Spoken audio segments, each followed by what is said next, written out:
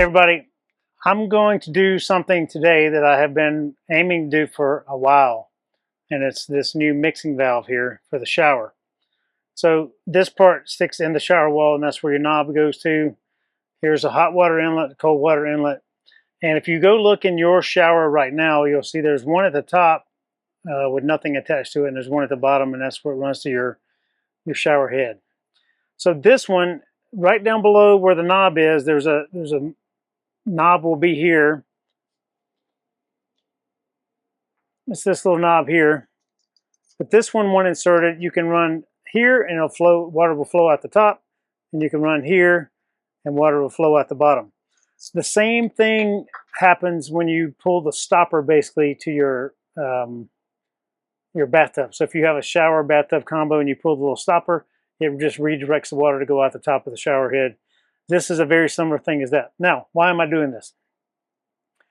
I'm going to add a second line, so coming out of the top or coming out of the bottom, however it fits, it's going to redirect and then go down and I'm going to put a T-fitting. It's going to redirect down via some PEX lines, and I'm going to redirect it to go into my freshwater fill line. So I'm going to cut that freshwater fill line, put a T-fitting in it, and I'm going to connect that to it. So while I'm showering, or while we're showering, I have it down so it comes out the normal shower head. And then I flip it around over here, and it's going to go up and redirect, not coming out of the shower head, but it's going to go down and go back into the fresh tank, basically. This serves two purposes. One, when hooked to city water, if I want to fill my freshwater tank, so we're in a park right now, I'm going to be in this park for 5 days. I'm hooked to city water. And should I want to fill my tank, all I got to do is turn the shower on and do this, and it'll redirect water right down into the tank. While you're showering, though, in an effort to not waste shower water, you can turn this thing on and it will go back down in the fresh tank. There's a thing called a shower miser, and I think it works great. I've seen it installed in many RVs. This does the exact same thing as the shower miser, but I don't have to cut extra holes in the wall. The shower wall, I just got to replace the one mixing valve and do a little bit of plumbing, and it works the exact same as a shower miser. So I like the plug and play system. It's the faucet here seems to be pretty high quality, and I'm excited for you to join, and I can show you what it's all about. So you can see here currently hot water comes in this side, cold water comes in this side, and it goes out that, and which connects to the inside of your shower. And that's what comes out here and subsequently the shower head. I'm going to get busy taking this out and doing some plumbing. Main problem with PEX is these clamps. These things are near impossible to get off. So just a warning, if you've never dealt with those, they are a bear to get off.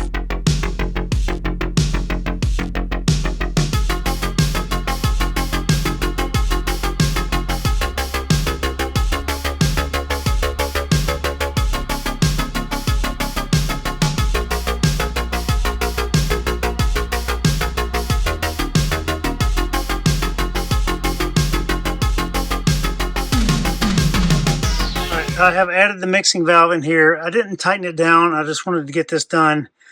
The piece that goes through here, I got to run to the hardware store and pick up a new piece because the metal valve that was on here from the factory, it was stripped out, the plastic piece. And I can go ahead and build this, but I'm going to turn the water on to make sure none of this is leaking.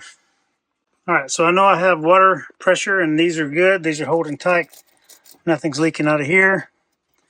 There's a little bit of residual from water that was in the pipe, but otherwise no big deal. So I'm going to continue finish building this piece. Now, this is actually the tub part, but because of the proximity of this and the hole here, this is going to be coming out my shower. This is supposed to be the shower side, but it's going to actually be my redirect.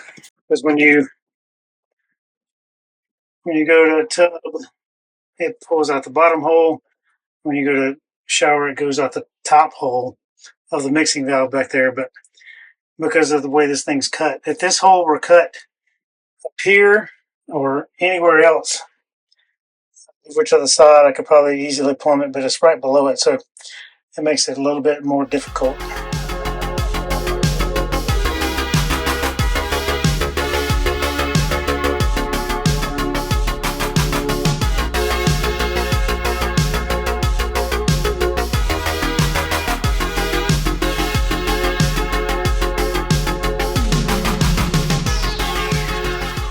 All right, everybody, it's the moment of truth. I have installed all the systems and I'm about to do a leak check. But first, I'm going to show you what I did. Simmons, this is the new faucet. I haven't hooked this on yet because I don't know if I need to make any adjustments. Shower, tub, both, and then the original spigot. So I had to go to a hardware store this morning to pick up a few things, but this is supposed to go to the tub, but it actually goes to the shower. And this is supposed to go to the shower, but it actually goes up and around and down.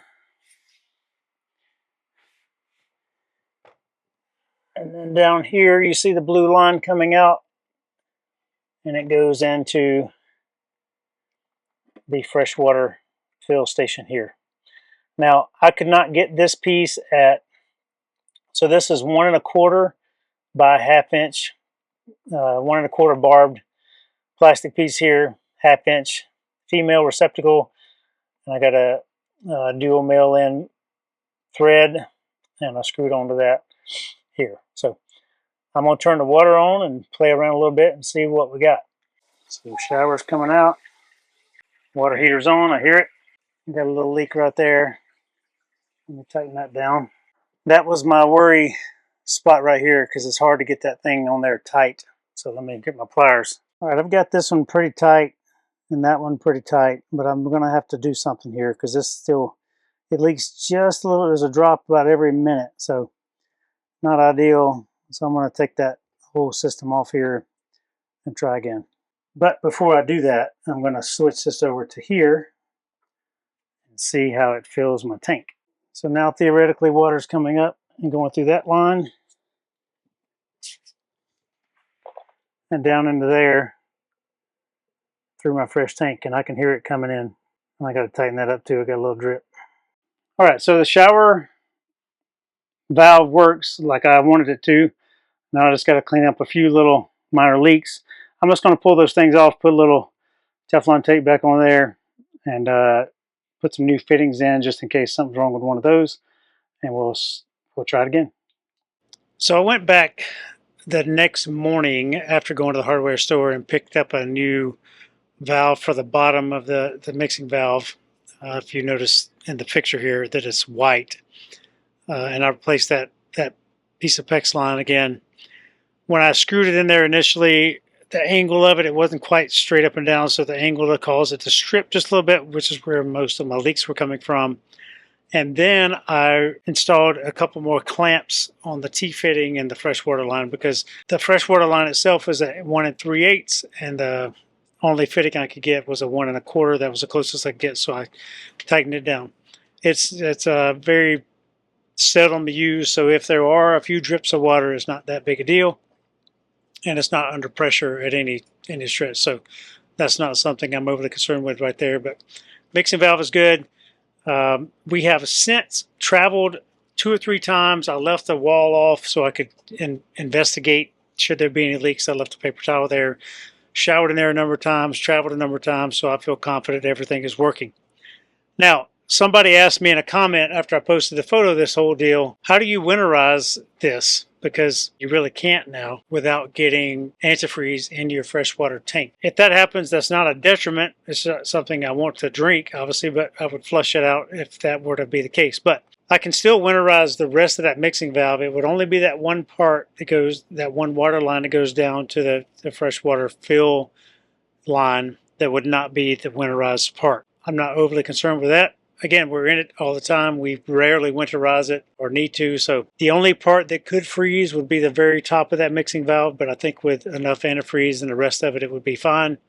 So that's not something I'm super concerned about. But if you are going to do this, or you want to do this, think about where you live. And if you have to winterize, that could be a factor.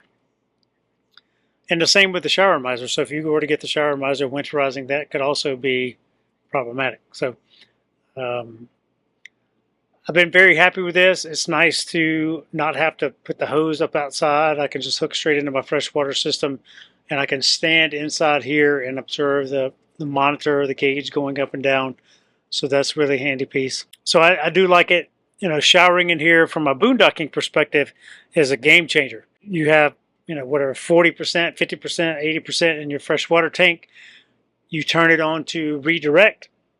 You turn the shower on to hot, so it gets hot water flowing. Hot water's flowing via the water pump and water heater. Hot water's flowing, hot water's flowing. Now you hop in the shower and ready to turn the water on, and it's already hot and already flowing, and you have not wasted any fresh water, and you have not filled any into your gray water tank. So it's already going. You get wet. Now your Navy shower, so to speak, time, you put it on pause. I say pause, quotation marks, because all you're doing is redirecting back in the fresh tank. You soap up your hair, soap up your body, do the things, and then you redirect it back out, and it's hot. And it's been, because the water pump has never shut off. The water heater has not yet shut off. It's just been a continuous flow out of the fresh tank, back in the fresh tank, out of the fresh tank, back in the fresh tank.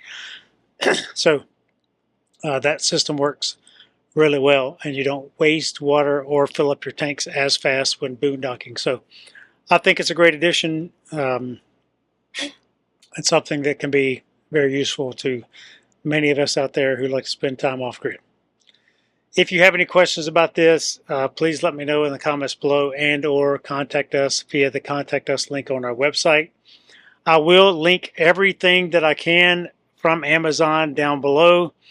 The only problematic piece truly is the T-fading that goes in your freshwater line. I got that piece from a local irrigation system supply company. That's the only place that had it. Not Lowe's, not Walmart, not Home Depot, not Ace Hardware, not anywhere I've looked, and nobody has it. So I had to go to a specialty irrigation store. They're the only ones who had that fitting. But Amazon does have it, but it's not shipped by Amazon. Sometimes it takes a number of days to get to wherever you might be camping or living at the time. So thanks for joining, everybody. Hope you enjoy. Have a great day. Bye.